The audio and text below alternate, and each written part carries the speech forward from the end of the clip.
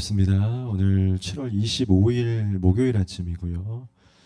오늘은 예레미야 37장 11절에서 21절의 말씀으로 우리 계속해서 우리 예레미야 말씀 묵상하겠습니다.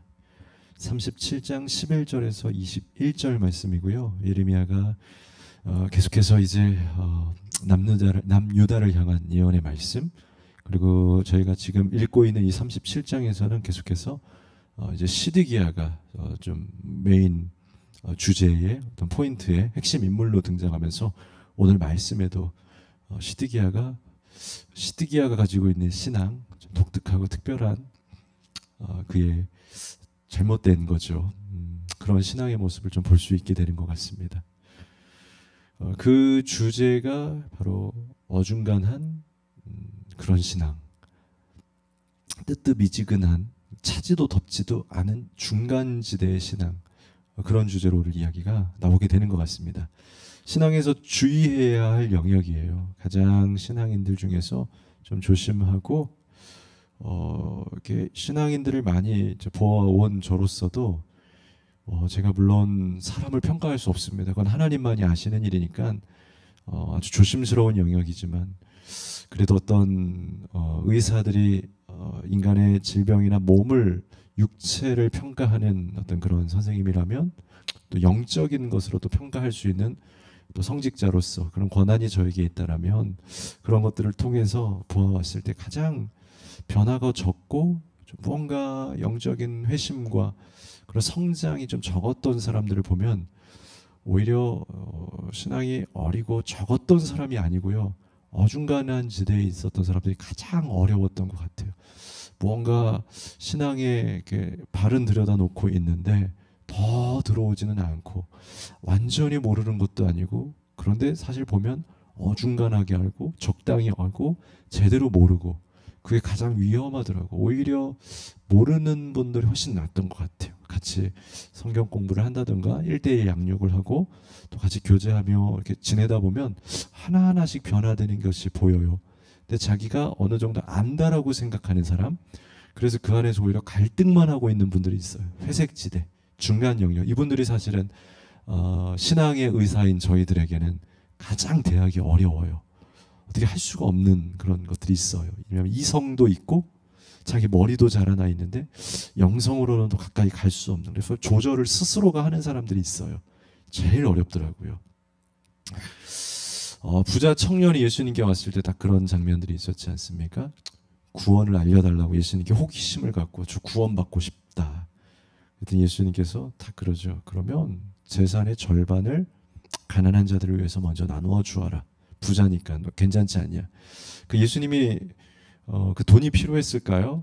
혹은 복지하려고 너 잘됐다, 이번 기회에 이 부자 돈을 좀 나눠줘, 그 의도가 아니었죠. 바로 제가 앞서 말한 것처럼 정말 신앙을 갖고 싶니? 그러면 그 어중간한 생각, 태도, 네가 가지고 있는 이성지성, 그거 가지고 와서 나랑 절충하고 협력하려고 하지 말고 이거 하나라도 순종해봐라. 그 태도를 보려고 한 거죠. 신앙은 바로 그거다를 말하시는 거예요. 아, 그렇군요. 주님이 말씀하시는 거라면 아멘. 거기에 전적 동의하고 따라갈 수 있는 뜨거운 믿음이 있어요. 그게 신앙이 되는군요. 부자 청년이 가서 그렇게 행하지를 못하죠. 예수님이 그걸 알았던 거죠. 제가 저거 가져가서 이 말대로 할 수 없어.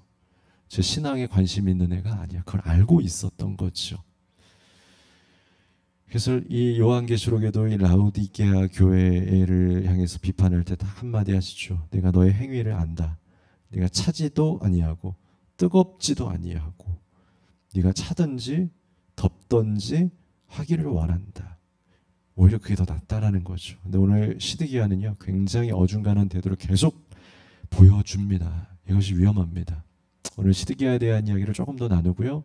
혹시라도 오늘 큐티하시는 분들 마음속에 나도 굉장히 회색지대인데 사실 아예 모르는 것도 아니고 조금 안다고 그 아는 선상에서 스스로 조율하고 이리저리 돌아다니나 내가 시드기야인데, 그렇다면 오늘 말씀을 통해서 큐티하시면서 여러분들 안에 있는 영적 시드기야를 몰아내고 정말 과감하게, 예레미야처럼, 예레미야는요 어중간하지 않는 것 같아요.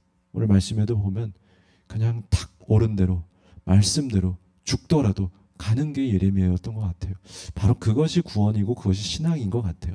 딱 구별되는 것 같아요. 예레미야가 신앙, 시드기야의 어중간함은 오히려 비신앙, 갈라지는 것 같은데, 오늘날 우리 현대사회에서는요, 시드기야와 같은 어중간함을 사실은 그냥 기다려주는 거죠. 교회가, 성도가 품고 가요. 근데 너무 아슬아슬해요. 그리고 보기에 안타까워요. 스스로 아슬아슬하게 그 선을 그으면서 이리도 안 가고 저리도 안 가면서 어중간하게 안전지대만 가는 성도들을 보면 사실 목자들은 애가 타죠. 저게 아닌 걸 알면서도. 근데 좀 안타까운 건 이제 저기에 손을 대기 시작하면 어떻게 되냐면요, 튕겨 나간다 그러죠. 스스로 그걸 버텨내지 못하고 무너져요. 목자는 어떻게 하냐면 끝까지 저걸 기다려내야 되는 거예요. 저 회색지대가 구별이 되기를, 뜨거워지든 차가워지든. 그래서 마지막 때 양과 염소를 구별한다는 말이 그런 말이신가? 결국 같이 가야 되는 거구나. 여러분, 시드기야가 되지 마시고요, 예레미야의 길로 빨리 선택하세요. 어중간하시면 안 돼요. 그건 없는 거나 마찬가지예요. 짤막하게 볼까요? 제가 서두가 길었으니까 11절에서 13절에 바벨론 군대가 먼저 잠시 퇴각을 합니다. 여러분, 잠시입니다. 결국 바벨론은 올 겁니다. 그리고 예루살렘 무너질 거예요. 이것이 계속된 일맥상통하는, 계속 하나로 연결되는 예레미야 예언이었어요. 예레미야는요, 굴하지 않고 그 이야기만 합니다. 그래서 잠깐 바벨론 군대가 퇴각했을 때 예레미야가 고향에 자신의 분깃과 어떤 행정적인 처리를 하기 위해서 베냐민 출신이기 때문에 아래로 내려가서 고향으로 내려가게 됩니다. 그런데 예루살렘 성문을 지나가다가 문지기에게 잡힙니다. 왜요? 예레미야를 알고 있거든요. 너 바벨론에 대해서 그렇게 예언하고 우리가 죽을 거라며, 바벨론 다 퇴각했잖아. 봐봐, 거짓말쟁이. 그러니까 사회 자체가 이미 바벨론, 이 예레미야와 같은 정직한 하나님의 말씀을 수용해내고 있지 못한 거예요. 세상이 이미 예레미야를 담을 수가 없어요. 그래서 예레미야를 다시 가둬버립니다. 무섭게 닫아버립니다. 이게 바로 11절에서 15절까지 쭉 전체 말씀이었어요. 그래서 서기관 요나단의 집에 가두었으니 이는 그들이 이 집을 옥으로 삼았으며, 옥에 가둬버린 겁니다. 그리고 16절에서 보면 예레미야가 뚜껑 씌운 웅덩이에 들어간 지 여러 달 만에 웅덩이에 가둬놓고 고문하고 무섭게 그렇게 옥살이를 또다시 시작했다는 겁니다. 예레미야는 계속해서 감옥에 가게 돼요. 그런데요, 17절에 시드기야 왕이 사람을 보내어 그를 이끌어내고 우선 데리고 옵니다. 이유가 뭘까요?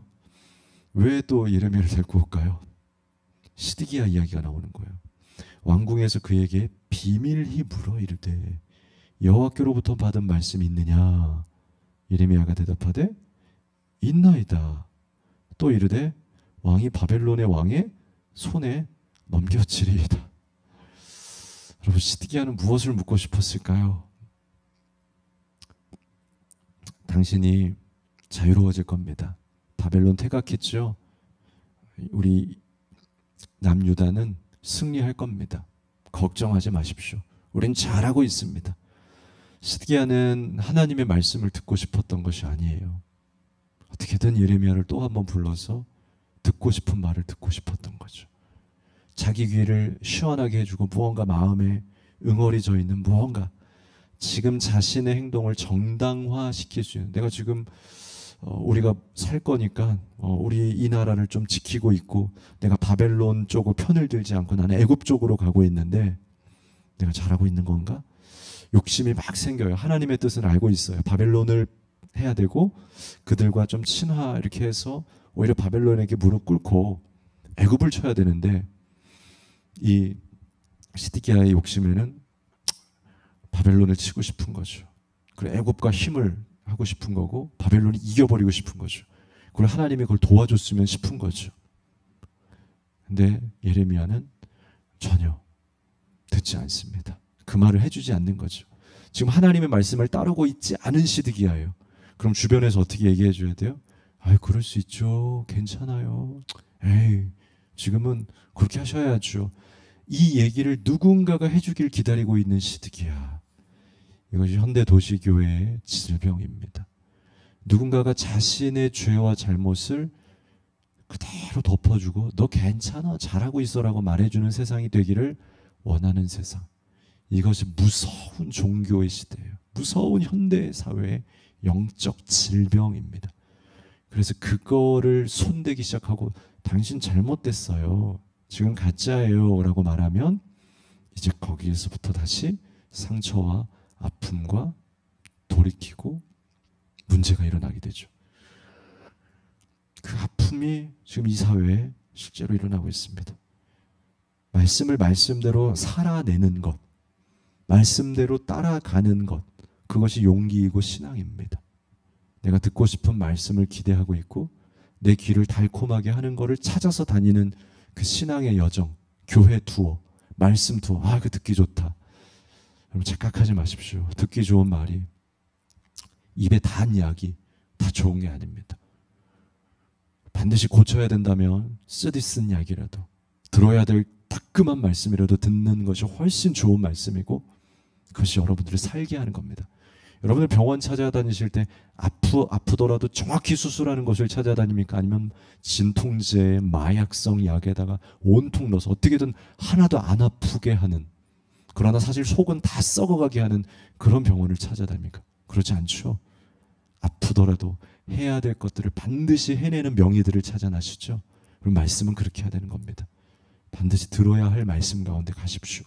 성경을 읽으면서도 좋은 말씀들만 줄쳐가면서 이거 암기할 것, 이거 좋은 말씀, 이거 은혜로운 말씀, 은혜병 걸리지 마세요. 은혜병이 아주 세상에 은혜병이 들었어요. 은혜로운 말씀, 그게 진짜 말씀. 여러분, 사람들이 은혜롭다고 말하지 않아요.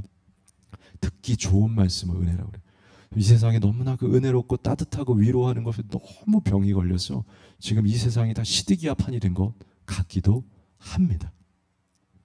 그 예레미야가 다시 한번 탄원을 합니다. 18절부터 쭉 나옵니다.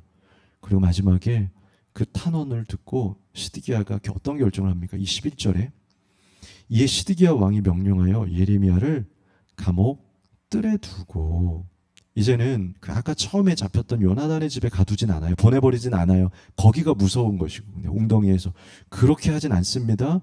근데 뭐가 중요합니까?